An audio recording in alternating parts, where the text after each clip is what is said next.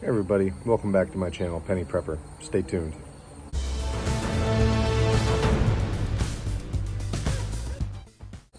Today's video, we're going to be talking about rendezvous or meetup locations.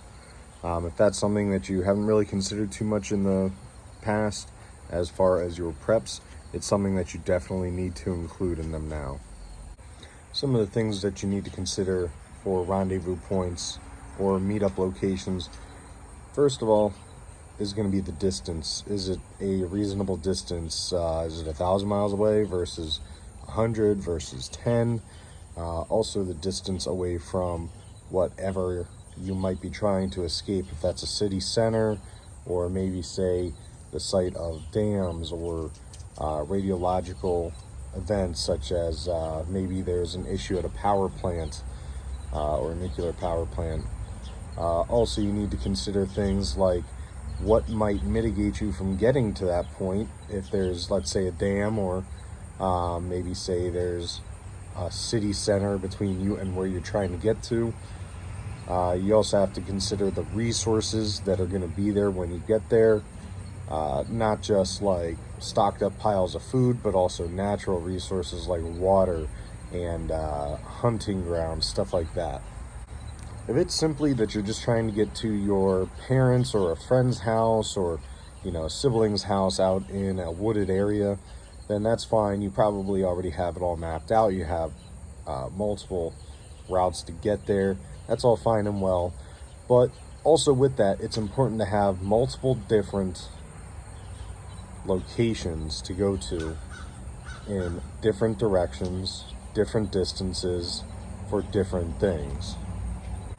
I'm not trying to say any of these options, whether it's, bugging out to your family's house, maybe say one of your siblings has a ranch or something like that, or a cabin in the woods, a hunting cabin, something like that. I'm not saying that that wouldn't be a good first option, but it's definitely something that you need to consider. And on top of that, you need to, after you make the plans for that, have a plan B, plan C, plan D, as many possible choices as you can have. Another thing that you also need to consider is the people. Is it going to be a community type of area, or could it be, you're an outsider coming into this wooded area or wherever it is and disrupting the flow of things? During most emergencies, we always recommend people bugging in, because that's where most of your supplies are. You got the home turf advantage, you know what's going on. As soon as you exit your residence during an event or a disaster, that's where you can run into the issues of coming up against people that you don't know, people who are also trying to bug out at the same time. You're really opening yourself up to a lot of factors that you just simply can't control.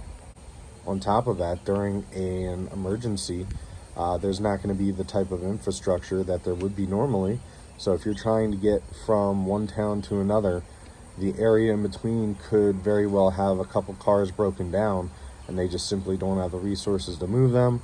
So you get out there and you realize, oh, I have to turn back around and come back through the area I just came through. Sometimes these people can, depending on what's going on, maybe they'll have something that they put there intentionally, so you have to turn around and then they'll be waiting for you on your way back. You really need to consider what you're going there for. If it's just to meet up with family, I would suggest, instead of meeting them, come up with a good form of communication, whether that's radios, CBs, maybe a letter chain, or even having a halfway point that you meet them at. All right, hopefully y'all like this video. Like I keep saying, I'm trying to do shorter type of content. If you like the short version of this, please let me know in the comments below. We'll see how it goes. Stay safe, stay prepared.